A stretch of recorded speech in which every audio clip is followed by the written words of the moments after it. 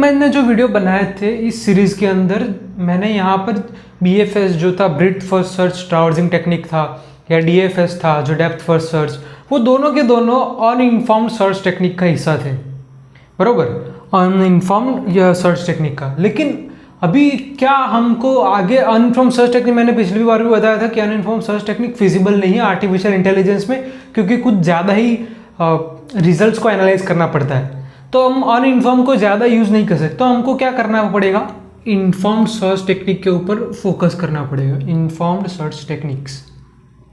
तो informed search technique बोल तो दिया कि इन्फॉर्म्ड सर्च टेक्निक का यूज़ करेंगे, लेकिन ऐसा तो होगा नहीं कि कोई मतलब कोई इंटेलिजेंस रॉ वाले आके आपको आंसर दे के जाएंगे, कुछ ज़्यादा इन्फॉर्मेशन दे के जाएंगे, ऐसा नहीं होता। चुप रहना वाइडी। देखो उसमें जनरली होता क्या है, इन्फॉर्म्ड सर्च टेक्निक पे हम मोस्टली केसेस में ह्यूरिस्टिक फंक्शन या ह्यूरिस्टिक वैल्यू का यूज़ करते हैं। अब वो ह्यूरिस्टिक वैल्यू क्या है, मतलब क्यों, ये पूरा का पूरा फंडा ना हम ये 3 पॉइंट में समझते हैं, व्हाट, व्हाई एंड हाउ, बराबर। तो व्हाट माने कि ह्यूरिस्टिक फंक्शन क्या होता है, मतलब किसको बोलते हैं ह्यूरिस्टिक फंक्शन। तो ह्यूरिस्टिक फंक्शन जैसे कि मैंने एक टेक्निकल टर्म में बताया कि हम प्रेडिक्ट करने के लिए यूज़ करते हैं।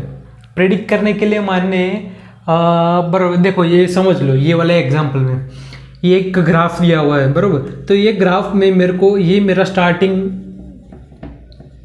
स्टेट है और ये मेरा गोल स्टेट है। अभी मेरे को बीच में, मेरे को A से B जाना है, तो ये 2 रास्ते हैं मेरे पास, बराबर।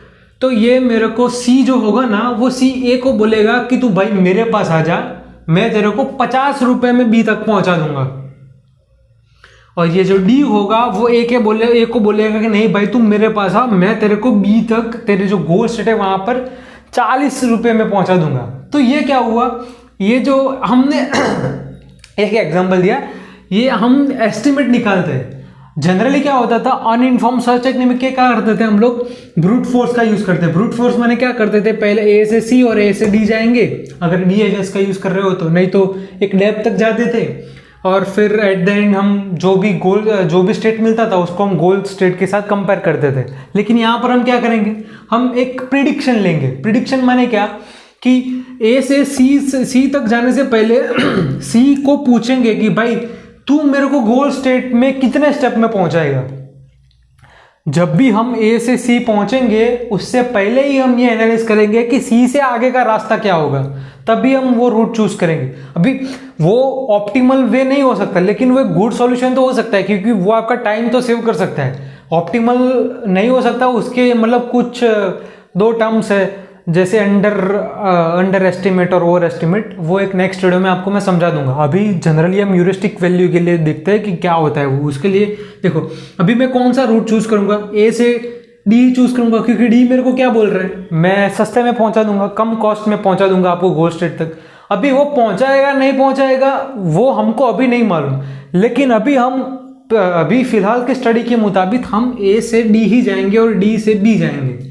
तो इसी को बोलते हैं ह्यूरिस्टिक फंक्शन। माने ह्यूरिस्टिक फंक्शन क्या करता है, आपको एडवांस स्टेज की थोड़ी बहुत नॉलेज देता है आपको, मतलब पोस्ट स्टेज की, गोल स्टेट की अभी से थोड़ी बहुत आपको नॉलेज देगा। तो उसी को बोलते हैं ह्यूरिस्टिक वैल्यू, ह्यूरिस्टिक फंक्शन। हम 2 चीजें कंबाइन भी कर सकते हैं, इन्फॉर्म्ड और अनइन्फॉर्म्ड दोनों को कंबाइन करके भी यूज कर सकते हैं, जिसको हम A स्टार एल्गोरिथम भी बोलते हैं। मतलब ह्यूरिस्टिक फंक्शन जो है ना, वो एक इंपॉर्टेंट चीज है आर्टिफिशियल इंटेलिजेंस में। अगर आपको व्हाट मान लें क्या है ह्यूरिस्टिक फंक्शन ये समझ में आ गया, तो हम ये देखते हैं कि व्हाई, मतलब क्यों इसका यूज करना जरूरी है। तो जैसे लास्ट नहीं, मैंने स्टेट स्पेस सर्च वो वाले वीडियो में मैंने आपको बताया था 8 पजल प्रॉब्लम लेके। तो अभी 8 पजल प्रॉब्लम में ही मैंने आपको दिखाया था कि अगर 8 पजल प्रॉब्लम आप ब्रूट फोर्स मेथड से सर्च करोगे ना, ब्रूट फोर्स माने एक स्टेज को एनालाइज करने के बाद आप गोल स्टेट तक पहुंचोगे, तो आपको 3:20 इतने स्टेज को एनालाइज करना पड़ता है। इतने इंटरमीडिएट स्टेज आपके बीच में आते थे, बराबर, 3:20। अभी वो तो सिर्फ 8 पजल प्रॉब्लम की बात है।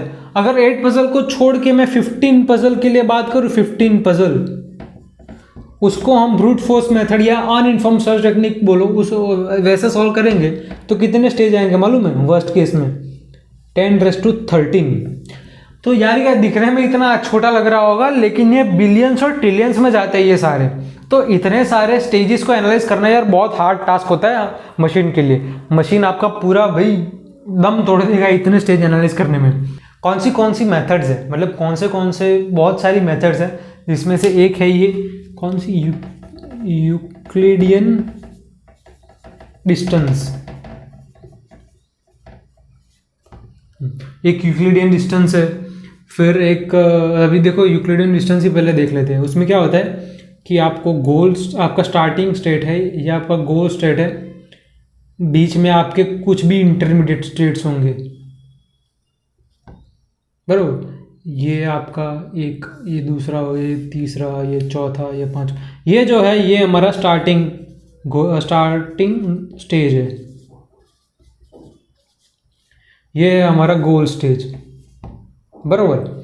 मेरे को यहाँ से यहाँ तक जाना है,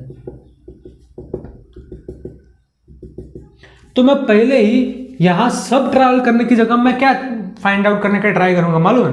मेरे स्टार्टिंग नोड से लेके गोल नोड, मतलब स्टार्टिंग स्टेज से गोल स्टेज तक एक डिस्टेंस वेक्टर फाइंड आउट करने की ट्राई करूंगा। डिस्टेंस वेक्टर माने क्या होगा कि इसका कोऑर्डिनेट होगा मान लो x1 और y1, और इसके कोऑर्डिनेट्स है x2 और y2, ये इसके कोऑर्डिनेट्स है।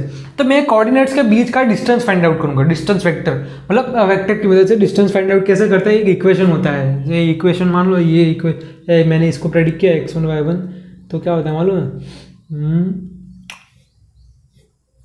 x2 माइनस x1 उसका whole square plus y2 minus y1 उसका होल स्क्वायर, और इस पूरी चीज़ को हम डालते हैं स्क्वायर रूट में।